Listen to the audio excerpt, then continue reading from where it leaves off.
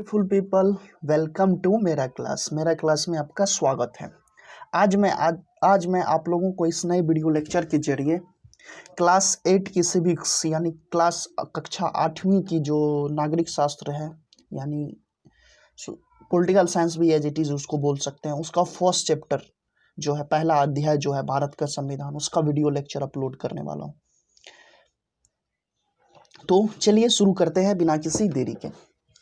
और हम इस वीडियो में के जरिए ये कोशिश करूंगा कि एनसीईआरटी में जो दिया हुआ है बस उसी के थ्रू ही बतलाने का, अपने तरफ से कुछ भी इनपुट नहीं दूंगा, क्योंकि आपको पता होगा एनसीईआरटी काफ़ी इम्पोर्टेंट है। आप चाहे किसी भी एग्जाम का प्रिपरेशन क्यों ना करें, उसके लिए एनसीईआरटी आपको पढ़ना जरूरी ही है। एनसीईआरटी आपको पढ़ना ही पड़ेगा। तो शुरू करते हैं। इस अध्याय में हम फुटबॉल के खेल से अपनी बात शुरू करेंगे। ये जो अध्याय है इसमें फुटबॉल की खेल जो है उससे हम अपनी बात शुरू करेंगे। आप में से ज़्यादातर बच्चों ने इस खेल के बारे में जरूर सुना होगा, बहुतों ने खेला भी होगा। जैसा कि इसके नाम से ही अंदाजा हो जाता है कि यह खेल पैरों से संबंधित है। फुटबॉल का एक यह नियम है कि गोलकीपर के अलावा और कोई खिलाड़ी गेंद को बाह से नहीं छू सकता।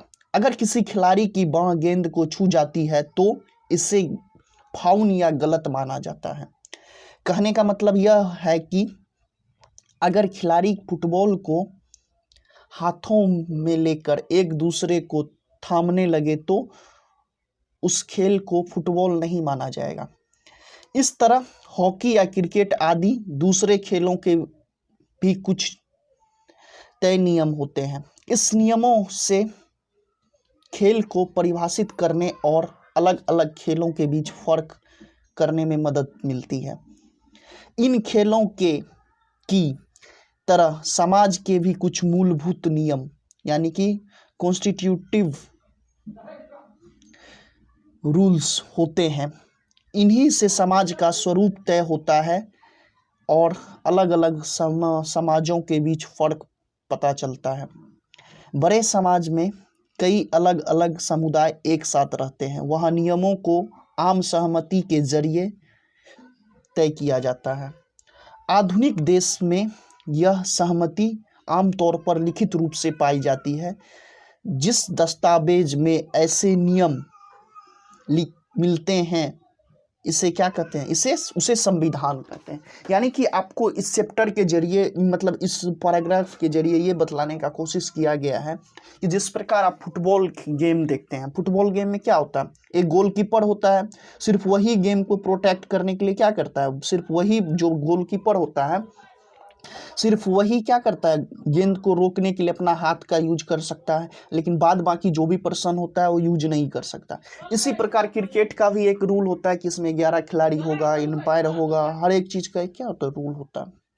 उस रूल के जरिए ही उसका चलता है। क्रिकेट हो या फुटबॉल हो या कबड्डी हो, हर एक गेम का रूल होता है। वही रूल के कारण उसमें डिफ्रेंशिएट होता है। जैसे कि क्रिकेट का रूल आप बैट से ही खेल सकते हैं, हॉकी का रूल है हॉकी स्टिक से ही खेल सकते हैं। उसी प्रकार कोई भी देश है, कोई भी समाज है, उस समाज को चलाने के लिए क्या होता है, एक रूल की आवश्यकता पड़ती है। क्यों आवश्यकता पड़ती है? क्योंकि अगर रूल नहीं रहेगा, अगर उस देश में रूल नहीं रहेगा, रूल रेगुलेशन नहीं रहेगा, तो उस देश में इंसान किसी प्रकार का कोई बात नहीं मानेगा। तो यही जो रूल होता है ये लिखित रूप से किस में लिखा जाता है, संविधान में लिखा जाता है किसी भी देश के, कंट्री के। और अगर किसी भी देश का संविधान दो टाइप का होता है, एक लिखित होता है और एक अलिखित होता है। जैसे कि संविधान का कारण तय करना ये होता है कि उस देश में सरकार कौन चुनेगा, उस देश का नेता कौन बनेगा, या उस कंट्री में जो भी व्यक्ति है उस व्यक्ति का क्या अधिकार होगा, उसका क्या मौलिक अधिकार होगा, उसके अंदर कर उसको किस किस प्रकार का राइट मिलेगा। इस सब तमाम बातों के बारे में हम लोग किस में पढ़ते हैं, किस में लिखित रहता है, संविधान में। जैसे कि संविधान का दो रूप, संविधान का काम क्या है, पहला तो ये कानून कौन बनाएगा, शासन कौन करेगा, देश पे मतलब कार्यपालिका किसके हाथ में होगी, न्यायपालिका किसके हाथ में होगी, इसको क्या कहते हैं, संविधान। तो जितने भी डेमोक्रेटिक कंट्री होता है यानी कि लोकतांत्रिक देश होता है उसके लिए संविधान होना जरूरी है। अगर हम कोई डिक्टेटरशिप है या किसी अन्य प्रकार का है तो उसके लिए संविधान की इतनी आवश्यकता नहीं है। वैसे भी वो लोग भी कुछ न कुछ अपना संविधान रखते हैं, लेकिन उसके लिए संविधान की इतनी आवश्यकता नहीं होती है क्योंकि उसको अपने हिसाब से चलाना पड़ता है। तो संविधान एक समाज को या एक देश को चलाने के लिए एक कायदे कानून का क्या होता है, एक लिखित रूप होता है। उसको हम क्या कहते हैं, संविधान कहते हैं। संविधान आधुनिक कंट्री के लिए आवश्यक होता है, आधुनिक देश को संविधान की आवश्यकता पड़ती है। कक्षा 6 और 7 में भी सामाजिक एवं राजनीतिक जीवन की पाठ्य पुस्तक में हम भारतीय संविधान पर चर्चा कर चुके हैं। यानी कि कक्षा 6 और 7 में भी आप कर चुके हैं इसके बारे में। अगर आप नहीं पढ़ पाए हैं तो इसी चैनल पे क्लास 6 और 7 का वीडियो लेक्चर ऑलरेडी अपलोड हो चुका है, आप जाके देख सकते हैं, प्ले लिस्ट में होगा, आप जाके देख सकते हैं। तो उसमें भी भारतीय संविधान के बारे में चर्चा किया गया। आपको पता होगा कि भारत का संविधान के बारे में अगर आप लोग जानना चाहते हैं तो भारत का संविधान क्या है, अगर भारत के संविधान के मूल रूप के बारे में अगर जानना चाहते हैं तो उसके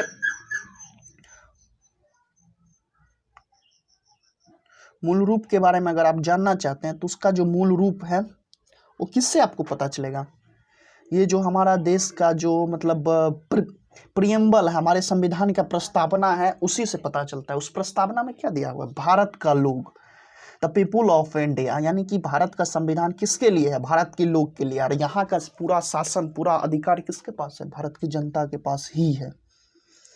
वही क्या करता है, या इस देश का शासन चलाता है। तो कक्षा 6 और कक्षा 7 की सामाजिक एवं राजनीतिक जीवन की पाठ्य पुस्तक में हम भारतीय संविधान पर चर्चा कर चुके हैं। इस किताबों को पढ़कर क्या कभी यह सवाल आपके भीतर पैदा हुआ कि हमें संविधान की क्यों जरूरत पड़ती है? क्या आपने यह जानने की कोशिश की कि संविधान कैसे लिखा गया, या उसे किसने लिखा, या उसे किसने लिखा? इस अध्याय में हम इसी मुद्दे पर चर्चा करेंगे और भारतीय संविधान का मुख्य बातों पर ध्यान देंगे। ये बातें भारतीय लोकतंत्र के लिए महत्वपूर्ण है। इस पुस्तक के विभिन्न अध्यायों में इनसे कुछ बातों पर विशेष जोर दिया जाएगा, यानी कि हमारा संविधान क्यों बना, इसका क्यों आवश्यकता है। जैसे आज संविधान नहीं रहता तो हमको कैसे पता चलता कि हमारे यहाँ कार्यपालिका का कैसे गठन होगा, एमएलए का कैसे गठन होगा, एमपी का कैसे गठन होगा, हमारे पास राइट कैसे होगा, हमें अधिकार कैसे मिलेगा, हमें किस धर्म को मानने की आवश्यकता होगी, कैसे क्या करेंगे। तो ये सब तमाम बातों हमें संविधान में भी प्राप्त हुआ। संविधान कैसे बना, तो संविधान सभा के द्वारा बना था। 1935 का जो भारत शासन अधिनियम था उसके बाद बना था। कब निर्माण हुआ, तो भारत के संविधान का निर्माण कब हुआ, 26 नवंबर 1949 को तो बन गया था, लेकिन 26 जनवरी 1950 को क्या हुआ था, ये पूर्णतः लागू हो चुका था। और हमारा जो संविधान का निर्माण प्रक्रिया 1946 से ही शुरू हो गया था, यानी कि 2 वर्ष 11 महीना 18 दिन लगा था हमारे संविधान को बनाने में। अब बात आती है कि संविधान की आवश्यकता इसलिए भी पड़ती है क्योंकि अगर संविधान किसी कंट्री में ना रहे तो उस कंट्री का बिल्कुल भी कोई रूल रेगुलेशन ही नहीं रहेगा। जिस प्रकार आप देखते होंगे किसी बाइक में ब्रेक अगर ना रहे तो बाइक कैसा काम करेगा, कभी एक्सीडेंट हो सकता है, वही होता है। संविधान को एज ए ब्रेक के रूप में माना जाता है, किसी भी सरकार का पावर सीमित किया जाता है। तो चलिए हम शुरू करते हैं। फर्स्ट टॉपिक है, किसी देश को संविधान की जरूरत क्यों पड़ती है। कोई भी देश है उसको संविधान की जरूरत क्यों पड़ती है। ये देख रहे हैं, ये हमारा संविधान सभा है जहाँ पे संविधान बना था। आज दुनिया के ज्यादातर देश के पास अपना संविधान है। आमतौर पर सभी लोकतांत्रिक देश के बारे में उम्मीद की जाती है कि उसके पास संविधान जरूर होगा। अब यहाँ पे आया लोकतांत्रिक देश। लोकतांत्रिक देश का मतलब होता है डेमोक्रेसी वाला कंट्री, यानी कि जहाँ पे जनता का शासन हो। लोकतंत्र के बारे में अगर इब्राहिम लिंकन ही एक व्यक्ति थे जिन्होंने एग्जैक्ट डिफिनेशन दिया था कि democracy is the government for the people by the people, यानी कि ये जो लोकतंत्र होता है ये जनता के लिए होता है, जनता के द्वारा ही शासन इसके में चुना जाता है। तो इब्राहिम लिंकन ही ने इसका लोकतांत्रिक जो भी देश होता है उस देश के लिए, उस देश से यही उम्मीद किया जाता है कि उसके पास क्या हो, एक न एक संविधान हो। लेकिन इसका यह मतलब नहीं कि जिन देश के पास अपना संविधान होते हैं ये सभी लोकतांत्रिक देश होंगे। यानी कि इसका मतलब ये नहीं है जिसके पास संविधान, तो चाइना के पास भी है, तो चाइना लोकतांत्रिक नहीं है, वो कम्युनिस्ट है, वो डेमोक्रेसी नहीं है, वहाँ पे एक ही सरकार, एक ही सत्ता चलते रहता है सब दिन। तो संविधान तो नॉर्थ कोरिया के पास भी है, नॉर्थ कोरिया भी अपने आप को रिपब्लिक बतलाता है, लेकिन वो लोकतांत्रिक नहीं है क्योंकि एक ही किम जोंग एक ही मतलब अपने आप को वहाँ पे स्टेब्लिश कर लेता है। तो ये सभी लोकतांत्रिक देश ही होंगे, यानी जिसके पास संविधान होगा ये कोई जरूरी नहीं है वही लोकतांत्रिक देश होंगे। संविधान कई उद्देश्यों की पूर्ति करता है। पहला, यह दस्तावेज उन आदर्शों को सूत्रबद्ध करता है जिसके आधार पर नागरिक अपने देश को अपनी इच्छा और अपने सपने के अनुसार रच सकते हैं। यानी कि संविधान किसी भी देश के एम और एग्जेक्टिव को बतलाता है। जैसे हमारा एम और एग्जेक्टिव क्या है, हम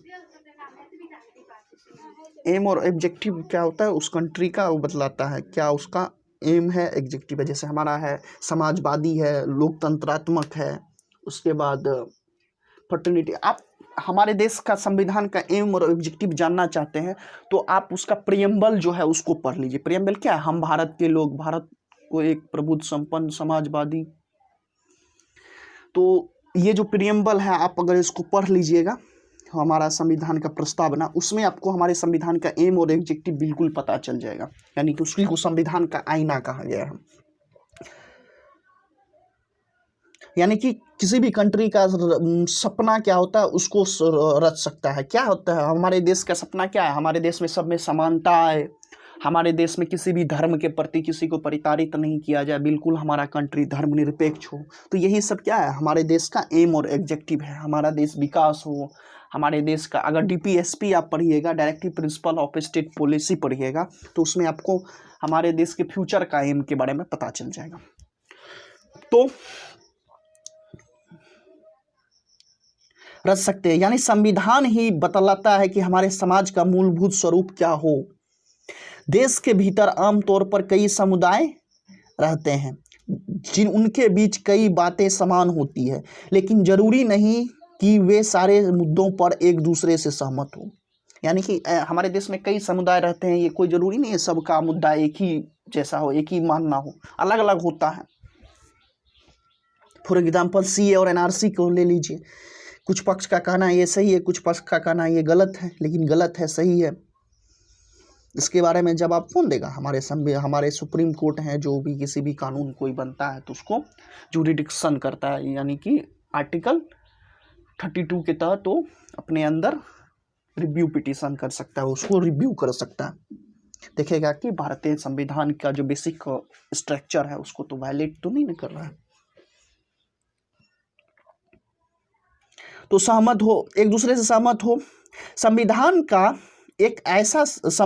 नियमों का एक ऐसा समूह होता है जिनको एक देश के सभी लोग अपने देश को चलाने की पद्धति के रूप में अपना सकते हैं।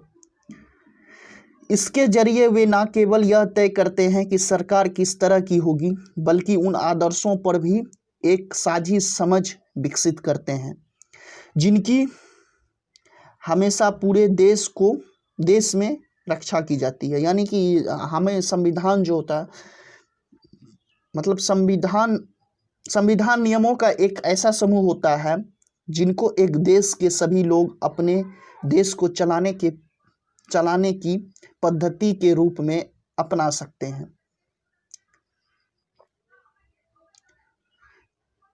इनके जरिए वे न केवल यह तय करते हैं कि सरकार किस तरह की होगी, बल्कि उन आदर्शों पर भी एक साझी समझ विकसित करते हैं जिनकी हमेशा पूरे देश में रक्षा की जानी चाहिए। तो इसके बारे में यानी कि एक संविधान हमारे लिए एम और एग्जेक्टिव करता है कि मतलब हमारा कंट्री किस तरह का होगा, हम कि कोई देश किस तरह से चलेगा, इसके बारे में क्या करते हैं, वो एम और एग्जेक्टिव बनाते हैं। तो देखिए यहाँ पे कॉलम में दिया हुआ है कि 1934 में भारतीय राष्ट्रीय कांग्रेस ने संविधान सभा के गठन की मांग की थी पहली बार। अब संविधान सभा के गठन की मांग को पहली बार अपनी अधिकृत नीति में शामिल किया था। केवल भारतीयों को लेकर बनने वाली एक स्वतंत्र संविधान सभा की मांग दूसरे विश्व युद्ध के दौरान और तेज हो गई और अंततः दिसंबर 1946 में संविधान सभा का गठन किया गया। पृष्ठ 2 पर दिए गए चित्र, ये जो चित्र है, ये जो चित्र आप देख रहे हैं पृष्ठ 2 पे, यही चित्र है ना, इस चित्र को पृष्ठ 2 पर दिए गए चित्र में संविधान सभा के कुछ सदस्यों को दर्शाया गया है। दिसंबर 1946 से नवंबर 1949 के बीच भारतीय संविधान ने स्वतंत्र भारत के लिए एक नए संविधान को एक प्रारूप तैयार किया। यानी कि दिसंबर 1946 से नवंबर 1949 के बीच संविधान सभा ने स्वतंत्र भारत के लिए नए संविधान का एक प्रारूप तैयार किया। 150 साल की अंग्रेजी हुकूमत के बाद भारतीयों को आखिरकार अपनी नियति और भविष्य तय करने का मौका मिला। संविधान सभा के सदस्यों ने स्वतंत्रता संघर्ष में उपजे महान आदर्शों को ध्यान में रखते हुए इस काम को गंभीरता से अंजाम दिया। संविधान सभा के कामों के बारे में इसी अध्याय में आगे पढ़ेंगे। बगल में दिए गए चित्र में प्रधानमंत्री जवाहरलाल नेहरू सभा को संबोधित करते हुए, ये जो बगल में चित्र दिया गया है इसमें पंडित जवाहरलाल नेहरू क्या है, सभा को संबोधित कर रहे हैं। आप यहाँ पे जो देखिएगा, ये कौन है, ये जवाहरलाल नेहरू, ये संविधान सभा का जवाहरलाल नेहरू संविधान सभा को संबोधित कर रहे हैं। तो हम लोग यहाँ थे, यानी कि आदर्शों पर भी एक साझी समझ विकसित हो जिनकी हमेशा पूरे देश को रक्षा करनी चाहिए। इन बातों का क्या मतलब है, यह समझने के लिए आइए 2 बिल्कुल अलग परिस्थितियों पर गौर करें। 2 घटनाएं भारत की उत्तरी सीमा पर स्थित नेपाल के ताजा इतिहास की घटनाएं हैं। समाचार पत्रों के माध्यम से ऊपर दी गई खबर में बताया गया है कि नेपाल के लोग ने हाल ही में एक अंतरिम संविधान को मंजूरी दी। सवाल यह उठता है कि जब नेपाल में पहले से ही संविधान है तो उसे नए संविधान की जरूरत क्यों पड़ी। यानी कि नेपाल में तो पहले से संविधान था और जिस समय की बात यह कर रहा है कि उस समय क्या था, नेपाल में एक राजा के द्वारा शासन चलाया जाता था। जरूरत क्यों पड़ी, इसका कारण यह है कि कुछ समय पहले तक नेपाल एक राजतंत्र था, वहाँ राजा का शासक था। 1990 में बना नेपाल का पिछला संविधान इस सिद्धांत पर आधारित था कि शासन की सर्वोच्च सत्ता राजा के पास होगी। नेपाल के लोग कई दशकों से लोकतंत्र की स्थापना के लिए जन आंदोलन करते चले आ रहे थे। इसी संघर्ष के फलस्वरूप 2006 में आखिरकार उन्हें राजा की सत्ता को खत्म करने में कामयाबी मिली। नेपाल के लोग लोकतंत्र के रास्ते पर चलना चाहते थे, इसके लिए उसे एक नया संविधान चाहिए था। वे पिछले संविधान को इसलिए नहीं मानना चाहते थे क्योंकि उनमें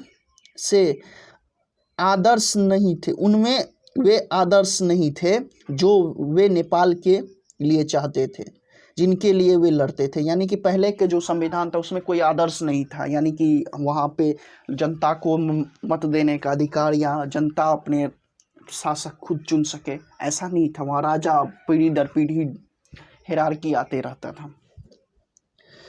जिस तरह फुटबॉल के खेल में नियमों बदलते ही देश खेल बदल जाता है, उसी तरह नेपाल में को भी राजतंत्र की जगह लोकतांत्रिक शासन व्यवस्था पर चलाने के कारण अपने सारे नियमों बदलने होंगे ताकि एक नए समाज की रचना की जा सके।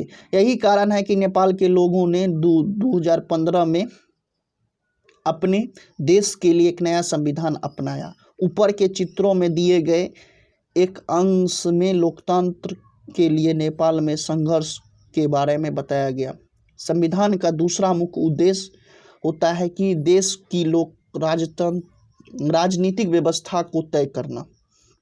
नेपाल के पुराने संविधान में कहा गया था कि देश में शासन की बागडोर राजा और मंत्रिपरिषद के हाथ में होगी। जिन देशों में लोकतांत्रिक शासन पद्धति या राज्य व्यवस्था चुनी है वहाँ निर्णय प्रक्रिया के नियम तय करने के में संविधान बहुत अहम भूमिका निभाती है। तो ये आप फिगर देख रहे हैं, ये नेपाल में लोकतंत्र के लिए संघर्ष का चित्र दिया गया है। अब देखिए ये साइड के कॉलम में दिया गया है कुछ बातें, जिसको देख लीजिए। नेपाल में लोकतंत्र के लिए जनसंघर्ष हो चुके हैं। 1990 में हुए जनसंघर्ष के बाद लोकतंत्र की स्थापना हुई। यह लोकतांत्रिक व्यवस्था 2002 तक यानी 12 साल कायम रही। अक्टूबर 2002 में राजा ज्ञानेंद्र ने गांव में माओवादी संगठन के बढ़ते प्रभाव का बहाना बनाकर सेना की मदद से सरकार के विभिन्न कामों को अपने कब्जों में लेना शुरू कर दिया। फरवरी 2005 में राजा ने शासन की बागडोर पूरी तरह अपने हाथ में ले ली। नवंबर 2005 में माओवादियों ने अन्य राजनीतिक दलों के साथ 12 सूत्री समझौते पर दस्तखत किए। इस समझौते से आम लोगों को लोकतंत्र और अमन चैन बहाल होने की उम्मीद दिखाई दे रही थी। लोकतंत्र के लिए चल रहे जन आंदोलन 2006 तक अपने शीर्ष पर पहुंच गया। आंदोलनकारी ने राजाओं की ओर से दी गई छोटी मोटी रियायतों को नामंजूर कर दिया। आखिरकार अप्रैल 2006 में राजा को तृतीय संसद बहाल करके राजनीतिक दलों को सरकार बनाने का मौका देना पड़ा। 2008 में राजतंत्र खत्म होने के बाद नेपाल लोकतंत्र बना। 2006 में लोकतंत्र की मांग को लेकर चलने वाले लोकतांत्रिक आंदोलन के दृश्य ऊपर के चित्रों में दिए गए। ये जो लोकतांत्रिक आंदोलन हुआ उसका दृश्य ऊपर में दिया गया है। अपने शिक्षक के साथ चर्चा करें कि मूलभूत यानी कॉन्स्टिट्यूटिव शब्द से आप क्या समझते हैं। अपने रोजमर्रा के जीवन के आधार पर मूलभूत नियम का एक उदाहरण बनाइए। नेपाल के राजा एक नया संविधान क्यों चाहती थी, यानी नेपाल का जो जनता है एक नया संविधान क्यों चाहती थी, क्योंकि उसको लोकतांत्रिक तरीका से चलाना है। अब देखिए एक मूलभूत जो अवधारणा है, ये जो मूलभूत नियम है इसके बारे में हमसे पूछा। जैसे आप लोगों का भी मूलभूत नियम होगा, सुबह उठना, जल्दी योगा करना, उसके बाद फ्रेश होकर योगा करना, उसके बाद जो भी एक मूलभूत नियम होता है स्टडी करना। हर एक व्यक्ति के पास मूलभूत नियम, उसी प्रकार कंट्री का भी मूलभूत नियम होता है। जैसे बजट बनाना, किस देश में क्या होगा, किस देश से किस प्रकार का व्यापार संबंध होगा, तो ये सभी नियमों के बारे में उस देश के संविधान में लिखा रहता है। तो नेपाल के जनता क्यों संविधान चाहती है, क्योंकि नेपाल को जनता को चाहिए कि मेरे हाथ में शासन है, और उसके हाथ में शासन कब आएगा, जब उसके पास लोकतंत्र होगा। तो हम एक काम करते हैं कि हम लोग यहीं तक रखते हैं। तो शासन चलाने की किसके पास अधिकार था, राज्य व्यवस्था के पास, जो भी राजा महाराजा था उसी के पास क्या था, शासन चलाने के बारे में अधिकार दिया गया था। शासन के बागडोर राजा और उसके मंत्रिपरिषद के हाथों में थी। जिन देशों में लोकतंत्र शासन पद्धति या राजतंत्र राज्य व्यवस्था चुनी गई वहाँ निर्णय प्रक्रिया के नियम तय करने में संविधान बहुत अहम भूमिका निभाती है। लोकतंत्र में हम अपने नेता खुद चुनते हैं ताकि हमारी ओर से सत्ता का जिम्मेदारी के साथ इस्तेमाल कर सके। फिर भी इस बात की संभावना हमेशा रहती कि ये नेता सत्ता का दुरुपयोग कर सकते हैं। इस तरह के विकृतियों से बचाव का उपाय संविधान होता है। यानी संविधान होता, संविधान ही हमको बचाता है कि कोई नेता जो होता है निरंकुश ना हो जाए। निरंकुश का मतलब डिक्टेटरशिप, जैसे किम जोंग। तो राजनीति उसको बचाने का काम कौन करता है? संविधान ही ना। संविधान जैसे नेता कुछ करता है, घोटाला करता है, तो उस पर तुरंत संविधान के तहत शिकंजा कसा जाता है। संभावना हमेशा रहती है, ये नेता सत्ता का सदुपयोग कर सकते हैं। इस तरह की विकृति ने बचाव का उपाय संविधान से मिलती है। राजनेताओं द्वारा सत्ता के इस दुरुपयोग से लोगों के भारी अन्याय हो सकती है। इसका एक उदाहरण नीचे चित्र में बताया गया है। ये जो चित्र दिया गया है इसमें उदाहरण बताया गया है। तो हम एक काम करते हैं, इस वीडियो को ज़्यादा नहीं खींचते हैं, बस यहीं तक रखते हैं। नेक्स्ट वीडियो में हम आपसे फिर मिलेंगे। तब तक आप अन्य इसी चैनल पे जो वीडियो अपलोड है उसको जाके देखिए, और अगले वीडियो का इंतज़ार कीजिए, जल्द आने वाला है, हम यहीं से शुरू करेंगे। और आपको इस वीडियो के जुड़े कोई भी सुझाव हो कि किस तरह का वीडियो में क्या कमियां हैं, उसको अगर आप सही करना चाहते हैं तो हमको ज़रूर बताएं। तो तब तक के लिए बस आप पढ़ते रहिए, आगे बढ़ते रहिए। बाय।